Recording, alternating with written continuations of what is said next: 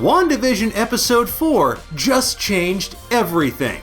Folks, let there be no doubt, after WandaVision Episode 4, the MCU, oh, it's back, baby. The trippy superhero sitcom answered some major questions, brought back some familiar faces, and put the kibosh on a couple of fan theories, but most importantly, it gave us our biggest revelation yet about what's really happening in Westview, as well as some delightfully meta moments along the way.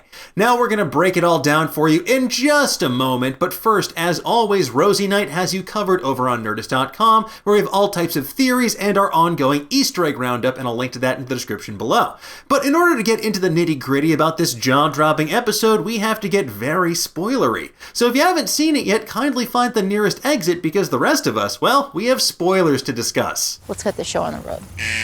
Are all the spoiler phobes gone? Great, let's get into it, shall we? Well, we finally got some answers, folks, and said answers mean that we can bid farewell to a handful of fan theories. Episode 4, titled We Interrupt This Program, takes place largely outside of Wanda's reality bubble in Westview, and it shows us what's been happening on the other side of the proverbial camera over the past 3 episodes. The episode opens on a chaotic, chilling note with Monica Rambeau blipping back into her mother's old hospital room where she was when she got dusted during the snapping. We learn that Maria Rambeau, Monica's mom who we first met in Captain Marvel, she sadly passed away from cancer 3 years prior to Monica's return to the land of the living. And speaking of Captain Marvel, we actually hear a brief snippet of Carol Danvers calling Monica Lieutenant Trouble, her childhood nickname, as she's waking up from being dusted. Lieutenant Trouble.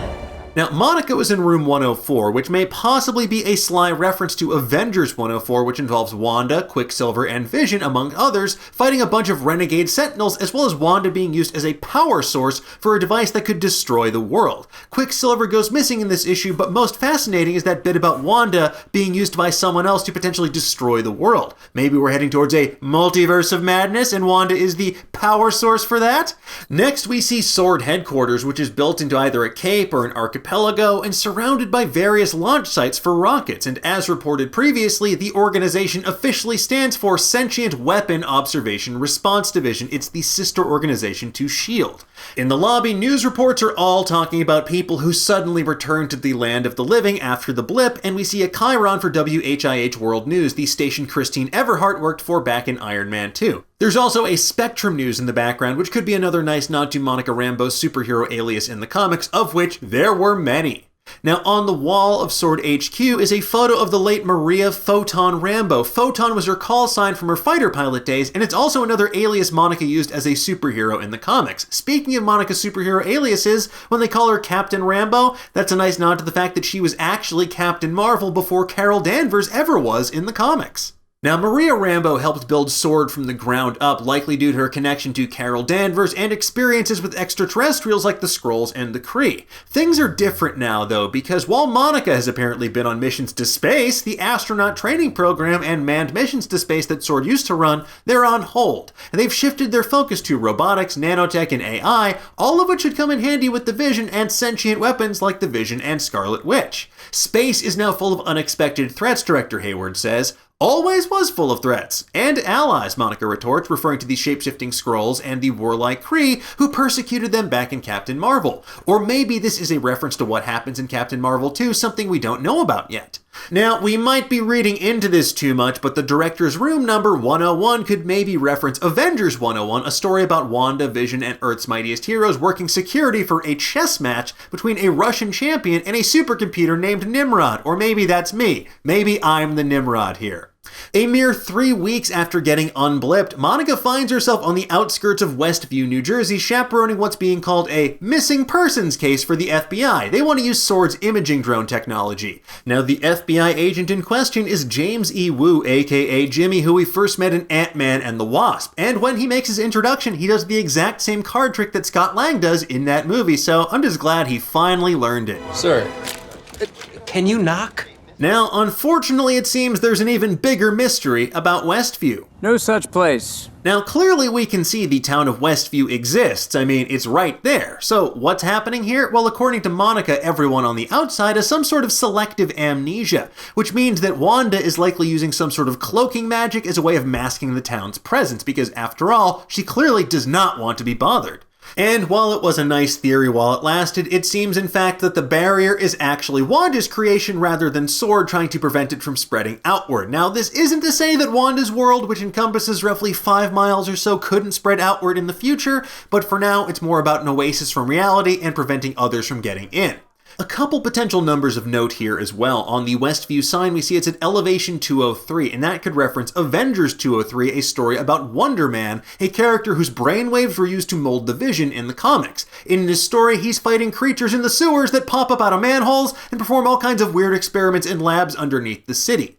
Now, the license plate on the cop car reads NJP0143. Now, the last 3 digits, 143, could reference Strange Tales 143. It's a story about S.W.O.R.D, Hydra, and mind control, which I know may be a stretch, but you never know. Again, the 57 on the helicopter drone, as we mentioned previously, that references Vision's first appearance in the comics, Avengers number 57. Next, we get confirmation that the tiny red helicopter from episode 2 is a S.W.O.R.D drone, which has a Captain Marvel color scheme back in present day, and it loses its connection with the outside world once it passes through the barrier, and then it gets transmogrified into what we saw in episode 2. However, not even S.W.O.R.D's agents know why it retains its color in that otherwise black and white world, so yet another mystery. Now, we also immediately learn a major important object lesson in the MCU. If you see a mysterious force field, don't touch it. It's not going to end well. In Monica's case, it glurps her up and traps her inside. So now we know that she wasn't sent in on a secret mission, she just got too close. Next up, we see a familiar face, Darcy Lewis, Dr. Jane Foster's intern who we last saw in Thor: The Dark World. No longer a political scientist, she's a doctor of astrophysics now and one of several scientific experts brought in to help figure out what's exactly going on in Westview.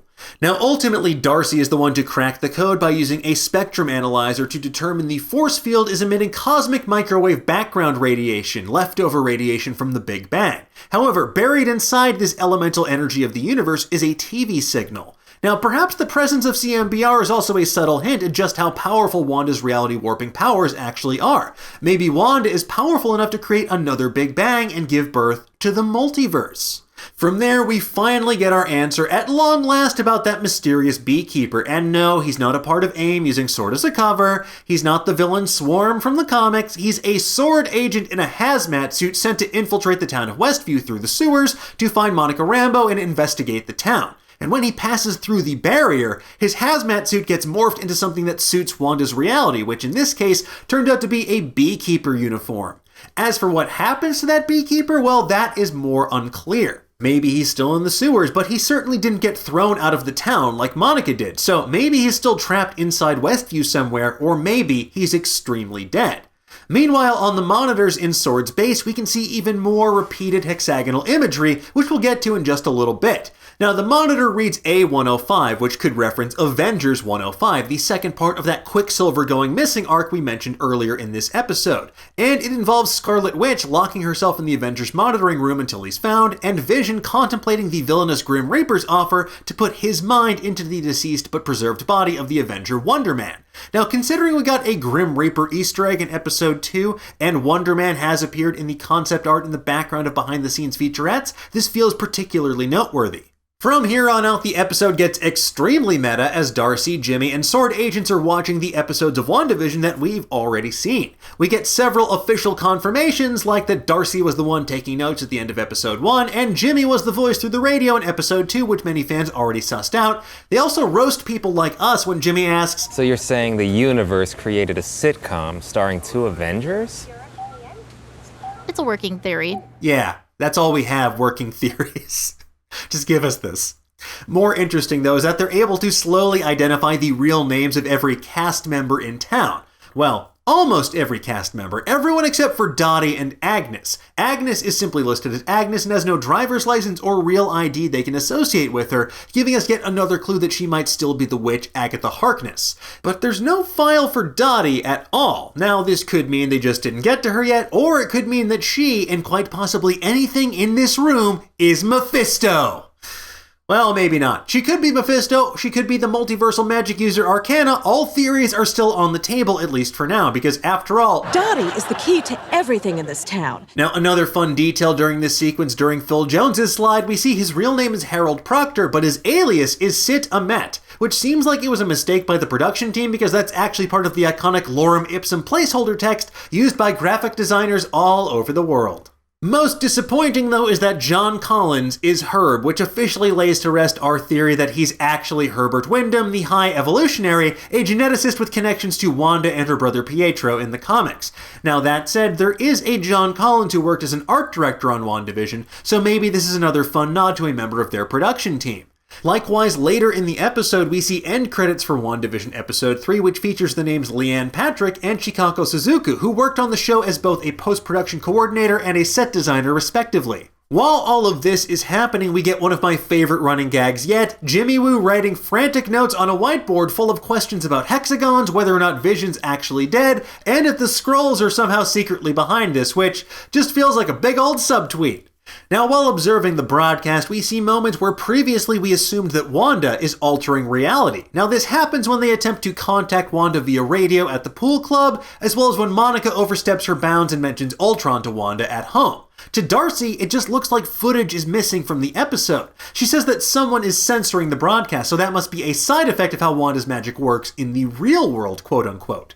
Now, speaking of Wanda's magic, we see just how powerful and vengeful she can be as the full encounter between Monica and her from the end of episode 3 plays out in real time. While she's grilling Geraldine about how she could possibly know about Ultron, Wanda wields her hex magic powers and tells the intruder, "You're not my neighbor, and you're definitely not my friend. You're a stranger and an outsider, and right now, you're trespassing here, and I want you to leave." Then Wanda yeets Monica out through wall after wall with her hex magic before restoring reality to its proper place, or at least its proper place by her definition.